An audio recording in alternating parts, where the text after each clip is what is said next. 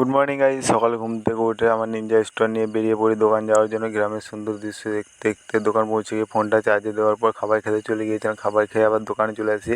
আজকে 5 টাকা দামের লাচ্ছি দেখলাম। প্রথম তো এটা একটা কিনে নিই, তো এটা খেতে ভালোই ছিল, খারাপ ছিল না। তো দুপুরবেলাতে আমি বাইরে চলে আসি। কতটা রোদ দেখতেই পাচ্ছি দুপুরবেলাতে।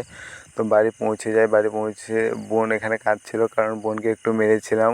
তো জন প্রচুর খাচ্ছি, তো বারণ করছিলাম, তাও শুনছিল না। তার জন্য তো বাবা একটু তরমুজ এনেছিল, তো সেটা আমি কেটে নিই দুপুরবেলাতে।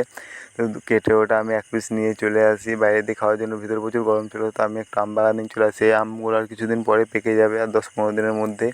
তো এই চোকাগুলো তুলে নিয়ে আমি গাছের গোড়ায় দিয়ে দিই, কারণ এই চোকাগুলো পচে গেলে প্রচণ্ড জোড়া হবে, তো গাছ তাড়াতাড়ি বড় হবে। তো রেডি হয়ে ভাত খাওয়ার পর ঘুমিয়ে নিয়েছিলাম একটু।